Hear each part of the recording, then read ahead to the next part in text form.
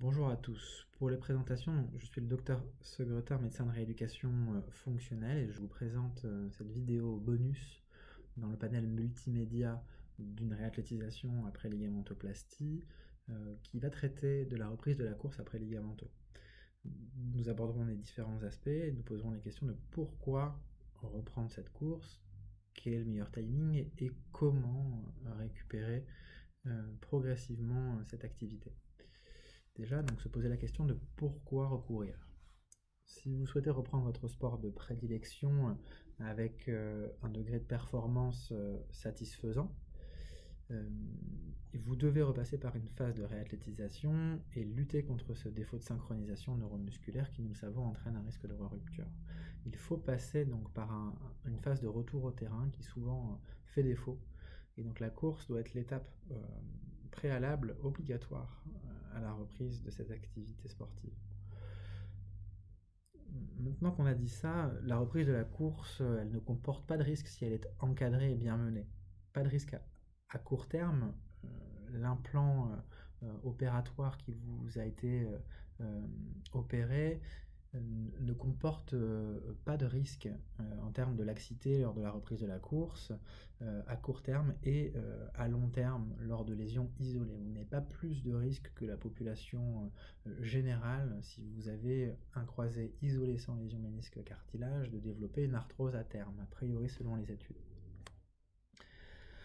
Maintenant, donc, quel est le meilleur timing? Il n'y a pas de date, et cela rejoint la notion des présentations de mes collègues, pas de date optimale donnée, pas de seuil au-delà duquel vous êtes prêt. Il s'agit d'un cortège de critères à tous avoir, et donc on raisonne en termes de paliers. À cela s'ajoutent deux remarques. Effectivement, on ne peut pas imaginer a priori reprendre avant 3 mois. En général, vous n'êtes pas prêt. C'est normal. Et ce délai de la reprise de la course est reporté lorsqu'il y a eu un geste méniscal. Donc, ces critères, les voici. Ils sont assez similaires à ce que vous avez déjà pu lire. Ils donc comprennent la capacité à tolérer les forces d'impact. Vous devez être capable de faire les tests de saut sans encombre et d'avoir le feu de votre kiné sur ces tests, d'être en bonne sensation fonctionnelle et sur table sur votre quadriceps et d'avoir récupéré la totalité des amplitudes de votre genou, que ce soit en extension ou en flexion. Maintenant qu'on a dit ça, donc les ingrédients d'une reprise sans encombre sont que cette reprise, elle doit être progressive et encadrée. Deux mots d'ordre très importants. La progressivité, c'est majeur. Certes, vous devez réapprendre le geste et donc vous exposer à la reprise de la course, mais vous êtes sujet au stress mécanique avec de la fatigue, une articulation encore fragile aussi.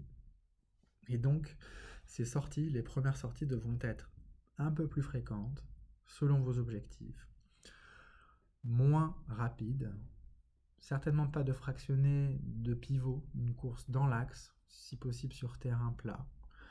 Et les sorties doivent être moins intenses et surtout moins longues, avec une phase de récupération à mettre très fréquemment sur vos premières sorties. Je vous donne un exemple sur la diapositive actuelle pour une reprise progressive semaine par semaine. Je vous laisse lire. Maintenant, le deuxième mot d'ordre, c'est une reprise encadrée. Encadrée parce qu'il faut vous définir des objectifs avec votre thérapeute, coach, préparateur physique, kinésithérapeute, soit la course est votre sport de prédilection, que ce soit l'athlétisme, le trail, le triathlon, soit le retour au terrain doit comporter la reprise de la course, notamment dans les sports de ballon. Et vous devez automatiser cette activité pour vous concentrer sur les phases de jeu. Et donc la course se fera en termes de reprise sur des aspects assez différents. Il y a au préalable également une analyse qui est intéressante, c'est d'analyser sur tapis vos premières foulées pour ne pas caler vos défauts de synchronisation articulaire et musculaire, réduire ces asymétries au maximum à la marche, notamment un excès de flexion de genou lors de la mise en charge. Une erreur à ne pas faire, c'est de recommencer la réathlétisation fractionnée pour la course trop tôt. Jamais seul au début et toujours concomitante de la réathlétisation globale. Ceci fait l'objet d'un topo dédié avec le palier concerné par la réathlétisation. Certes, cette reprise doit être encadrée, néanmoins il faut vous écouter, c'est important de s'écouter aussi sur sa fatigue, ne pas toujours avoir l'œil sur son chrono, sur ses paramètres embarqués, sentir le stress mécanique, votre degré de fatigue. Donc en résumé, 3 mots d'ordre, 3 critères à retenir sur la reprise de la course après ligamenteux. Cette étape est vraiment nécessaire avec des objectifs qui doivent se fixer en fonction de votre sport de prédilection, course précision versus course à automatiser pour être à l'aise dans les phases de jeu. La reprise doit être progressive sur les différents critères, courir lentement, un peu plus fréquemment, moins intensément, avec des bonnes phases de récupération, reprise encadrée en vous écoutant sur votre degré de fatigue, attention au stress mécanique.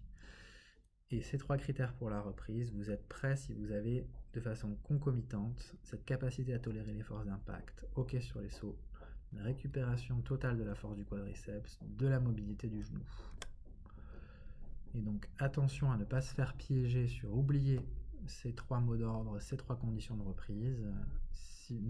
Faites attention à ne pas varier les surfaces trop rapidement et ne pas reprendre trop fort du fait du défaut de synchronisation musculaire qui persiste en moyenne à encore 1 an de la chirurgie.